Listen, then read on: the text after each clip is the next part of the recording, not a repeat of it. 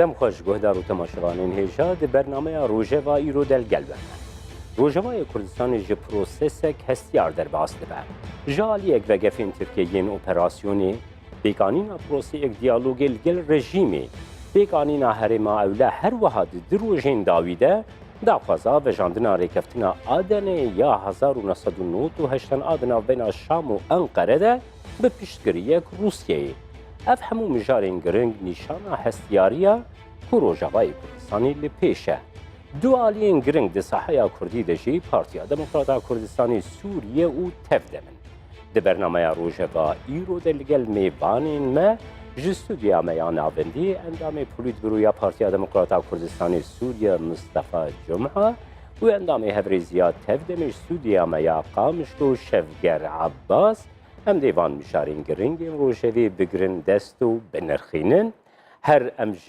قامشلو دست بید کن سلاو ککشفگر دیاره ریکفتنا آدرنا لسر میزا موسکو و شام و انقره اف آلی همو پیشگیری خواه بو نشان ددن هون وی ریکفتنی وکی تفدم چاواده هستینگینه سلاو ریج اشترش همو تماشاوان کردستان تیوی را قيادة نمط واشتاب اتفاقي بون لأساسي هنجي بندي قوي تركيا دولة سوريا دويدا ميدا حب بسروكاتي حب أسد بافي بشار أسد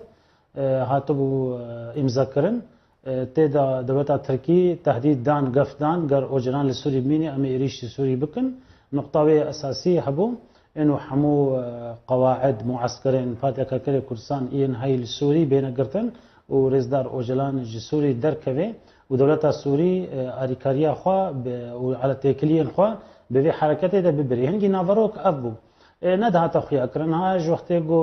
بوتين تصريح داين اتفاقيات أيضا يقرب كذا دوريدا هن بنودي بهاتنا درخستن وهاتنا ترجمة كرن هاتنا ورقراندنا عربي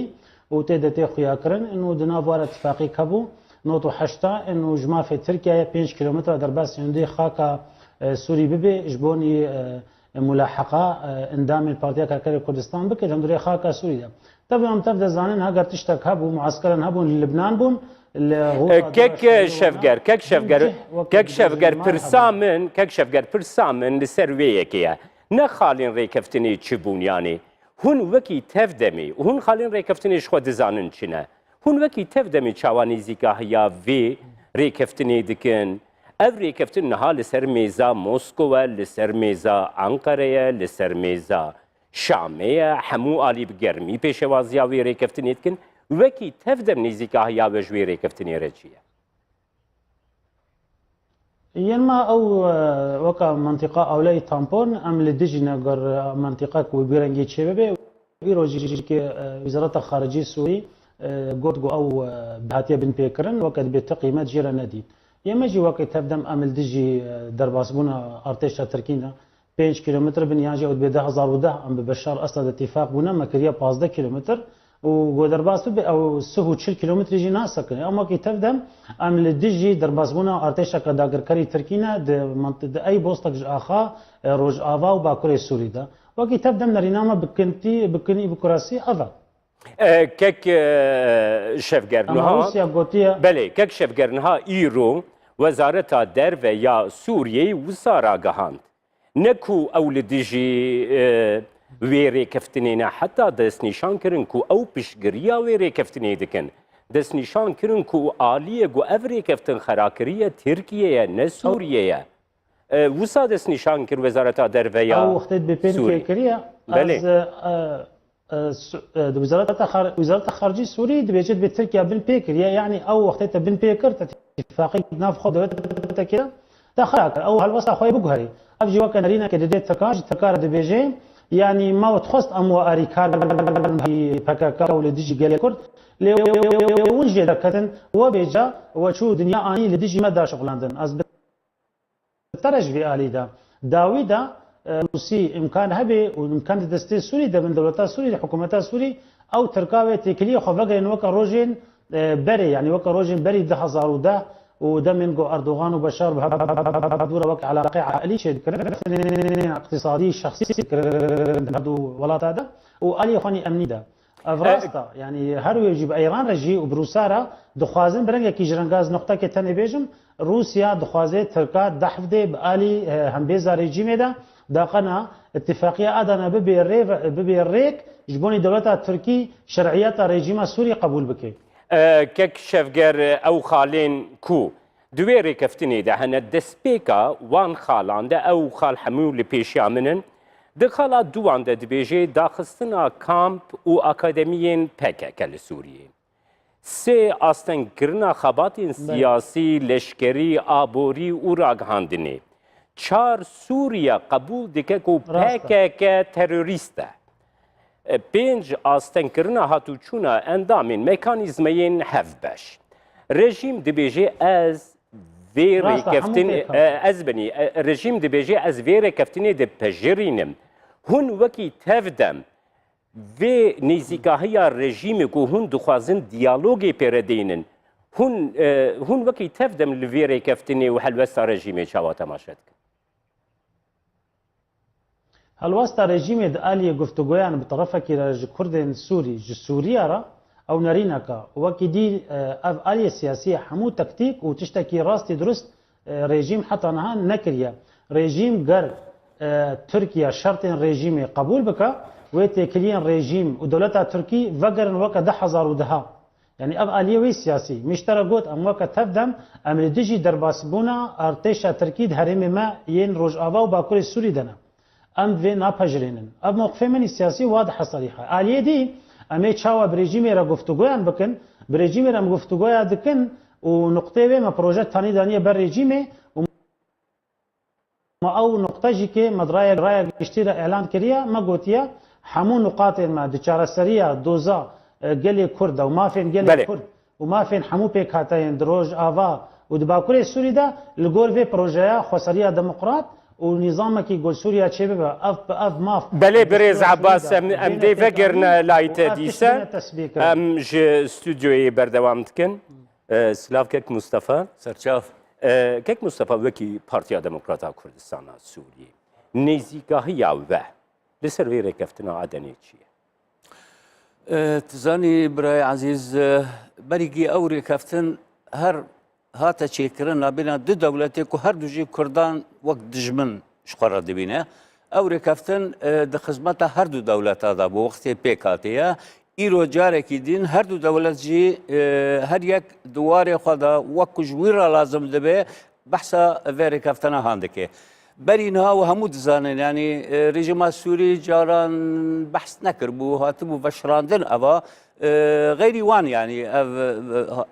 بجراندن افري كفتنا هانه كونو سال انه ضحيشتا افري كفتن بيكاتيه طبعا كارك هبو كاركي كردايتي يعني ويشغي بكك هنكي بهيز دهات خويا كرن شنو هاتن سينور دار باستبو هذا فكجي هبو كو ترك فينا قد خبكن بريا كو ركفتنك بريجما سرور شكربون افلا جبوكو نما بهل دار باسبن جبر دحسبان افلا يعني وك يعني جرانيا كالسا تركي ايشك بسريوان داتينه برسا كرد بغوره دبه خواستن وینا سار بکم راسی و اتفاقی هیچتیه و رکفتنا هان هیچتیه که پشرا او پلان هان السری عبدالله و جلان و وطای پککه هموی تیک شو او هات گرتن یعنی از باورم ایرو هر دوکجی برجوان دیوان لوی اتفاقی هانه سوری دقازج بو ترکی يعني حدودك معين دا جارنا جبو هناك مسائل امني درباسي سوري ببه لوقت دين شينا جرابلس وباب ودري كل عفري بكشير مصطفى قباقو اظهر دو دولات بالي تجر عندنا في ريكفتنيتي ننص بالي وحولك ديالوجي بالرجيم رهايا بالي يعني جالين هن آليين كردي وحولك ديالوجي بالرجيم رهايا كو بناف بینکاریا موسکو دخوازه پیکوره کو موسکو جی همو حولان دیده انقره و شام نزیکی هبودو ببن وکی پارتیا دموکراتا کردستان سوریه اف حولین دیالوگی برژیمی را وگرا رژیمی بو هرما کردستانی یا روجاوای کردستانی اون وی اکی چاواد تزانی يعني ازوات دگهم دواری سیاست دا تشتی کو ایرو بویا بو سوریه چه جنیف بو چه آسیتانا و سوچی افکارن بلندن يعني جبو چارا سریکش پرسا اوج کریزا سوری را تا روجی ایرو اوا همو سر نکفتنه تشتکی باش بو سوری ایرو نینه بقناعت من يعني حتى کار جبو چارا سریک سیاسی جسوری را هاتی راوستاندن ایرو تشتي نهتي الميداني ايرو امريكي بخورتي لروج افانا يعني وقت بحثا افري كفتن دبي برسا روج افات تي ميداني قالوا الرجيم نهاد بيجي حتى نبري چند روجا كي جي وزير خارجية السوري تشتكي دبيجي يعني بيواندي نبرا مو كردادا هنا لبحث ما في كردنا بإيرود بيجن يعني بلكي أوتونومي جبدن كردان جبركو يعني تشتي هي يعني أزواج تدقهم كو هر جيروكا كردي بويا مشكلة أساسي وترك يعني تشتي كودكي جشي فقط جبو روجافاي كردستان تيك بشي أفوتعي هيا إدارة هيا واسقصناكم كإدارة پیاده ادبیم یعنی ترک واد حسبین اداره کی کردی هیا او اداره هانه نای قبول کردن جبر پرسا کرد به پیش دکوه و دبینه هکو تشتک جبو کرد ولو چه و تأثیر اول هندره ترکیه هبه لور ادبیم یعنی هر دو طرف ایرو لیسکا کردکنه که قالوا حياتي چه درجه دکارن تفاهم بکن کو برجواندین هر دو آلیان پیکواره لسر حساب کردان للویده ایرو امریکی الورهنه ایرو چارەسەریە سیاسیش بۆ وەضعی سووری هەموو هاتێ ڕاوەستاندن ئیزان وەضعی ڕۆژئاوا ئەوژی وەک ئەس تێدەگەم نە تورک دکارێ دەرباس بێ و نە ڕێژیم دکارێ وەرەور وەضعکی بحاجەتەی دەنکردنێک و دانوستاندنێکی نیوە لەسەر مافێ کورد سەر وەضعی کورد وەکو نەتەوێت دودیان لە هەندێک سووری بوێ ئەهەمیەتە هان لێ بێن هێراندن أبا إجار أمريكي روسي بيستر بردا بربرسيارن كأفناد كاربن برسوا الراس أبحد طرف بدن. كك مصطفى نهال لسر ميزين ديارة چندين بروجه هنا. بله. بروجه كهرما أولها كو تركيا بشوية كي خنيزيك. بله. واشنطن بشوية كي خنيزيك. كي هر وها لسر ميزا تركيا دبان دو روجين داويدا بشتي سردنا أردوان موسكو ريكفتنا آدني هاتي روجه. بله. ریکفتنا آدنی سال 2010 راستی هن گوهراندنا نهاتیه. او گوهراندنی دنابد ده اوکو ترکیه دکاری دنابینا 5 حتی 15 کیلومتریان در باسی خاکا سوریه و به او خاکا سوریه جگوتی بناف کرن سینوری روجاوای کردستانی. وکی پارتیا دموکراتا کردستانی سوریه. اف پروژه‌ین کل سر میزین پلاتفورمین جیهانینه. هرما اولا ريكفتنا آدنا هن بروجيين دين إيكو باريس وواشنطن تاني زمان وهن كيجان بروجي باشتر جبو قال كرد بين النيزيكا هياوة تشياد بيوابتي ده نهجي جارك دين هفالي ما وقت نافي أنجمان الشمالي كردي بيوانديل قالك دولتين جهاني كرنا پرسا کرد ایرو از باورم یعنی اوجیته دگن پرسا گرینگه بیچاره سریج وینارا وضع سوری جی سر راس نابه یا ما بما گلک شیرینه و ام هیوی دکن کو اپیک واره دوره ناو نتوی يعني سكنك لسر برسا كردي شيء ببه ندنا برا ترك وسوريا تنيدا فرحتري وابه وقتی فرحتری وابه بما خوشك براسي او هرما هانك وك نافي كرن منطقة أمنية هرما أولكاري أزوا باورم هكو وكو أمريكي بيجن وكو أمجي بيتربوي آلي وادشن حمايتك لسر كردان فعلا بيدانين وبقبول كرن برياركي نافنتوي بها به واتي واچه به وك اباشوري كردستان دمك واچه بو ادبجم اوا بيتر وك ضمانك يا اجماع في كرديرا يعني غيري في تضمان حتى رجي ايروج بو كردانين ان امريكا ثاني قطار ونروسني قطار في تشرشوي ده نها لستر عردي ريبه بريا خسر تفدم بياده مساده حساده ب نقشه ریکی به پروژه که بری بدید چون دو خواستن رژیمی را دیالوگ هده به مسکو را پیوندی دینن کو ناوبینکاری ناوبینا رژیم و ریوبریا خسر ده بکم لی وک پارتیا دموکراتا کردستانی سوریه هون خودی چه نقشرینه هون خودی چه پروژه نه دوی روشا آلوز و مترسیدارش به روجاوای کردستانی را پارتیا دموکراتا کردستانی سوریه چی خوابا چالاکی نقشری پروژه دانه پیش باشە ئەv باوەرم هەکو پەیەدا لخوا نێهێری بە خۆ تەڤلی پرۆژەیەکی نەتەوی کوردی کردبە شقا وەضعی ڕۆژئاوا ئیرۆوە گەلێکی باشوە ئەس باوەرم نیوی مشکلا کوردی چارەسەر دەبوو نیوێ دین دەبینێت دانوستاندنادا ینی هەر ئەو جیهاتێکی کۆ ئیرۆ خوا دەبینێ دەستێ ویل هەندر سووری هەیە یان ئیشێوی سووریا هەیە سووریا مستەقبەلی ئەوە ینی وا دەهاتە خواستن لێ مخابن طبعا ئەف ئیرۆژی نینە تا حتا نهاژی ئەت بێژم بەلکە ئەوە ئیمکانجی هین نەبێ بیتر دبینێ کۆ هەلوەستا سیاسی ئەمریکی و مەسەلەی برێز جمعە ئێوە وەکە پارتیا دموکراتا کوردستانی سووریە هون خودی چه نەخشەرینە هون خودی چه پرۆژەنە یعنی دوێ ئالۆزیا گۆژبووی ڕۆژاوای کوردستانی تێژیاندندا مەترسیەک لەسەر ڕۆژاوای کوردستانی هەیە پارتیا دموکراتا کوردستانی سووریە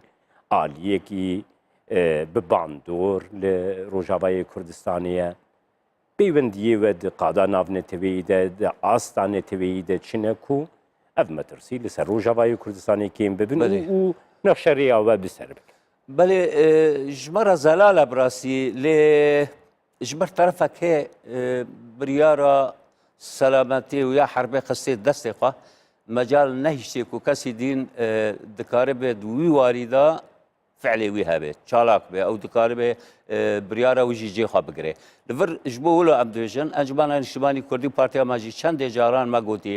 دەبێت چارەسەریک سیاسی ji وەضعی ڕۆژئاوا پێک وارێ ئەوە ئالیک ژێ گرێدای پەیەدێڤە لێ مخابن ئەوە نە ئامادانە ji بۆ چارەسەریکێ وەختێ وابێ ئەوە هەر وەک خۆت خازم بکەن وەختێ وەک خوا بکەن ئێمەژی ئەم دبینن ئامە بیتر گرێدایە بە تەفاهمێکی نابێنە ئەنجمانە نیشتمانی کوردی gelek dewletên ku fiعlê wan li Hundirê Sûrî heye. Evana mejwara gelek zelal kirî û nexşeriya me bi rastî jî zelal e. Em xwedî projeyek netewîne em bêjin ev rojava gelekî yanî Kurd e netewê dudiya li Hundirê Sûrî mafê wî zelalin xuyan e wek netewek ku yanî birengê netewî lê bê nêrandin û mafê wî cê xwe bigirin di wî warê hada di wê wextê de teban wek me berê jî gotî me dawa dewletekî îtihadî kirî dewletkî fîderalî Sûrî bibe dewletkî fîderalî wetê Kurdistan bênas kirin iqlîm Kurdistan binav bibe bênas kirin wê wextê wê hikûmetê wê hebe berlamanê wê hebe yanî wexekî taybet e ji bo Kurd. Kek Mustafa niha diyare peywendiyên Tirkiye li ser asta heremê bi taybetî girêdayî krîza Sûrî bi Moskow re bi Rûsya re gelekî germtir birêve diçin. Heta rewşa dagîrkirina Efrînê jî ji alî raya giştiya Kurdî de jî wisa tê nirxandin ku globa keskiya Moskow pêk hat. Niha hin gote got hene ku Tirkiye dikare di rewşa Idlibê de hin gavan paş ve bavê jî girêdayî vê yekê jî Rûsya navbênkariya Tirkiye û rejîmê pêk bêne heta di rewşa pêkanîna vê rêkeftina Adenê de jî hin garantoriya bidê Tirkiyê. Belê. Nirxandina te li ser. Belê ez ne temamen wa dibînim. Ez dibêm Tirkiye îro ket tengayekî. Ew xweşiya ku navbênê wan û Rûsa da hinekî hatê rawestandin. Wezî Idlib tenê heye heko dikaribin ji xwe re bikar bînin bes ez bawerim ev jî bercewendiyê Rûsya nîne ku mecalekî bide Turkan cardîn derbasî Rojavayê Kurdistan bibin. Li vir yanî helwesta Emerîkî heye. Îro Emerîka wek hêzekî leşkerî bi xurt li Rojava heye. Gelo yanî Tirkî dikare tecawuza Emerîka bike û derbasî vê meselê Kek Mustafa em ê vegerin bate em derbasî Qamişlo dibin بريز عباس ديارة دناف بين أنقرة واشنطن دا جريداي روجلاتي فراتي جريداي روجافاي كردستاني هن آلوزي رو ددن يعني أنقرة واشنطني ببشگريا ريببريا خود سر تفدم مسادة توان بارد که دبیجکو هون حتی اف پیشنیارا گوش بوی هرما اولا اونتینن اون دخوازن دمی دریج بکن هم پشکریا وان دکن تی گوتن کو حتی واشنطن و پاریس خودی پروژه کنش بوی روجلات افراتیش بوی روجاوای کردستانی تفدم چاوا خو نزیکی وان هلوستین واشنطن پاریس و پلاتفورمین روجاوای جیهانی نها هن ناكوكي هي مش هبدو هنا كي فام ناكن نها موكي تبدا حركتك كي جباتينا هنا كي ادبيني مهفان تقال لك ريشه على الطرف السياسي دكي وافنا نمراجع نمجاربو نمناسبو دفي دميدا مهفان فيرنجي ريشان بكي وبروباغندا كي اعلامي شخورا بارتيتي بكي يما وكي تبدا ام بيقال كي دجبات دتكن ام لديجي هالوستن سياسي ايشاش هر بارتيا كينا ويجي جو هالوستن شاش ينغو ميفانيتا اريشي عليه كي سياسيت كي غوف حفت صالاش بوني في قالي خباتت كي وجبوني في قالي نا قرار سياسي ونا عسكري شاش ندانا لي او اليين غود بينن خدي بروجا نتوي غافا غودتشن باليان رغو اريشي عفرين واريشي روج افادكن دوارا متفقه ومتحالفه وتي اريشي طرفك سياسيت كي از بمناسب نابن مش بلي بريز عباس نا ببورا ريبدمه ببورا ميفان تا ايريشان دكي او ايريشي نا مناسبه في مرحلنا ونا مناسبه ناجي نزيكايه يكيتيو براتيه كردانا ميفان تا اندام الائتلاف دا اندام واريكارو متفقد ايريشا عفرين دا وايريشي بريز عباس نها بريز عباس جارانا جريداي افري كفتنا ادنا بريز عباس ريكفتنا ادنا هر وها جريداي بريز عباس حريما اولا جالي امريكا ببورا ما فهم بدمه لا بريز عباس انه ها كسي بقوتنين خيانات اخانات شتوسا ناني نزمان ريشو اخانته از قبولناكم از قبولناكم تجاري اريشن بديرنجي ام جريداي مجاري بريز عباس ناكم سراليكي السياسي بلي مهفان مجاري دركات وجاري خطاب راتي ويكيتيا قال كل دركات ببورا واشنطن لفرا وروسيا جي لفرا وريجيم جي لفرا ين ما تشالي نزيكي هببن سر اساس براتي سر اساس بروجيكي بروجانا تويبي بروجا ما ديمقراطي بي بروجيا ديمقراطا كردستان سوري بي باكورو كردستان سوري روج اوابي ام ندجينا لأم دجي جو آليك هر مناسبة كي استغلال بكي إريشي آليك دي سياسي بكي ويتوانبار بكي ويخانات بيفا بكي أم في قد قبول لكن تبلو قول فزنا بلي بريز عباس نها جريداي بريز عباس جريداي روجافاي كردستاني مترسيهنا جريداي روجافاي كردستاني آلوزيهنا مترسيهنا دولتين داگیر کردن کردستانی دخوازن بری کفتنا مدرسیین لسر و جوای کردستانی گرانتیر بکن از هیویدارم هم تشرچویا مجاری ده بمینن بريز عباس دمام دي چه میزنه نها حرما اولا جالی امریکا و پیشنیارج بوی حرما اولا هیا ایرو جیمز جفری لانقره بو سروکماری ترکیه لگل جیمز جفری هبودو ندید پیفداری سروکماری لقال جيمس جيفري هفودونا ديتن حفتي ابري بولتون لانقره بودي سهف ديتن بيك نهاتن آلوزيك دنا بين انقره واشنطن دا جريداي روجاواي كردستاني بيكتي وكي تفدم نزيكا هي و جريداي حلوستن واشنطن جبو حرما اولا نزيكا هي جريداي روجاواي كردستاني چيه تمام نها ايرو رزدار الهام احمد وبسام سعيد اسحاق جيكي الواشنطني بون ببايا بلندن امريكا رونشتن جوارا غوتن غو منطقه اولاب اداره تركيا قد قبول ناكن لغاوا هيزا كان دولتي ببي سينورين تركيا بي باراستن تمشكل جمانينا جبو دولتا تركي تبوهانا نكي اريش روج افانكي اف حفت سالن داعش جیران ترکیه ترکیه روش که یک گوتن لدیجی داعش نگوتیه امنامنی قومی ترکی د خطر ایده مخابن آلین سیاسی کردی هنا گاوا تركيا بيجت بأمني مني قومي خطر يديات بأري ولا أمني قومي تركي خطر يديا وتركيا إريش خرج خوشنجايت كي دفاع عن الذات وحمايتها أمني خوينا تويدكي راستا مج أمريكا رجوتيا مج روسيا رجوتيا مج ريجيم رجوتيا ما جو ريجيم بخوجي بخوازي وري سينور يا دولتا سوري أم بارتشك جينا لسر سينور بوزعي سينوري خو بپاريزه بروسيا باريكاري بالتنسيق جبوني تركيا تهنجتانا كي بوهانا إريش روجافانا كي جبو قال ما روج جواب پاراستن ام ندجینا هیزا که امریکی وری کواليسيوني فرنسا بريطانيا ناتو وری متحده وری سينوري تركيا فصل ببكي نابرا سوري وتركي مراقبه امن القومي بله سپاس کک شفگر پیامات گیش ام بدگره هن استودیوی کک مصطفى جیهان جی لحر لوی کی تماشا دکه کو یک ریزیا کرد لسر صاحی دوی يعني نزيكا هي سياسة كرد روجا إيروده ومترسي لسر روجا باي كردستاني هي باوايكي كرد جر برسوام بديش بله آگریک آوا براسی یکتیا گلی کرد لروج آوا یکبونا وانا سیاسی رکفتنا کی زلال ولود نابرا همو تفگر و هزن لهندر روج آوا اف ادرسته اف اكو قال كرد البيش ده وما في كرد تثبيت دكا ويعني نافنا تويجي وكاني مجبور دبا وجه بيش جرافي توجه بك لمخابن يعني من مصطفى سياسي كري يعني دبيجه تاي خانم بله كك مصطفى قال لك سباس سباش بوي بشدارياته عندما بولودوريا بارتيا ديمقراطا كردستاني سوريا كو تو بشداري برنامج روجه بوي سباس بري شفقار عباس اندامه دستیا هفریزیا تفدمی کوج استودیو میقامشتو تلقل